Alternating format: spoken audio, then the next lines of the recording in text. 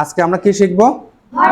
Verb correction. অর্থাৎ আমাদের পরীক্ষায় 10 মার্কের একটা আইটেম আছে, কিন্তু যে দেখো আমি এখানে লিখে রেখেছি, ঠিক ব্র্যাকেটে একটা কি থাকে? ভার্ব থাকে। আমাকে কি করতে হবে? এই যে শূন্যস্থানটা থাকবে, এই শূন্যস্থানে ওই ভার্বের সঠিক যে রূপ, সঠিক যে ফর্মটা, এটা আমাকে ইউজ করতে হবে।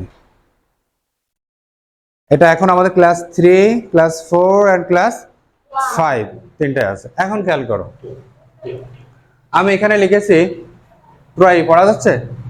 বলো তো।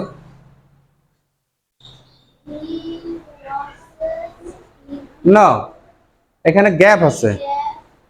TV at this moment.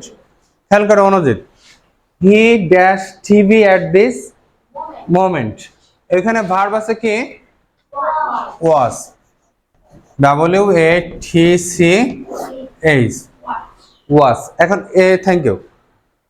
এই ভার্বের সঠিকটা আমাকে ব্যবহার করতে হবে। এখন এই যে ভার্বের সঠিক ব্যবহার করতে হলে আমাকে অবশ্যই কি টেন্স জানতে হবে। তো আমরা টেন্স জেনেছি বা আরো জানবো। এখন খুব সহজ কয়টা সিস্টেম আমরা একটু দেখি। কোন সেন্টেন্সে যদি অ্যাট দিস মোমেন্ট থাকে, কোন সেন্টেন্সে যদি কি থাকে? At this moment. আবার যদি কি থাকে? নাও থাকে। কি বলেছি বলো তো?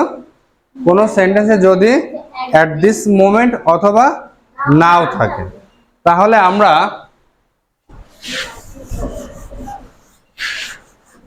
আমি কি বলেছি আবার বলো?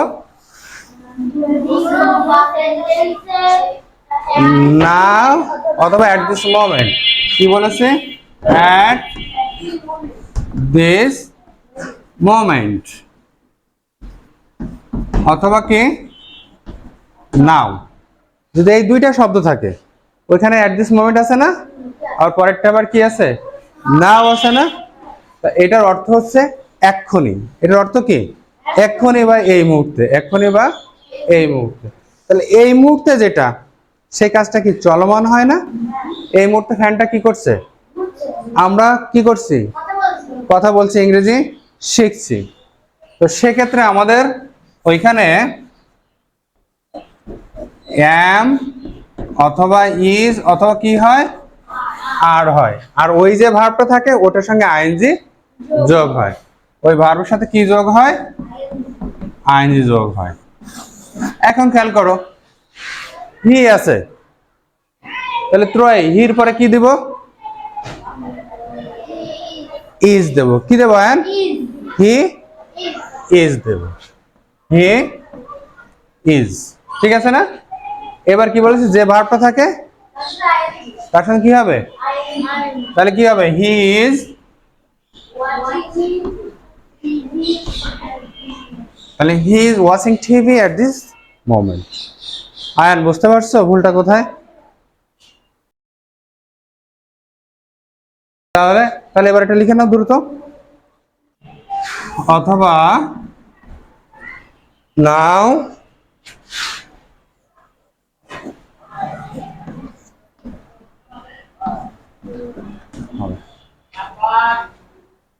এই একটা তাহলে আমাদের নিয়ম আমরা জেনে গেলাম। না, এট দিস মোমেন্ট। 2 নাম্বারটাও লিখে ফেলো। তাহলে দে এর পরে তাহলে কি বলবে? আর। আর এখানে প্লে আছে, তাহলে কি হবে? প্লেইং।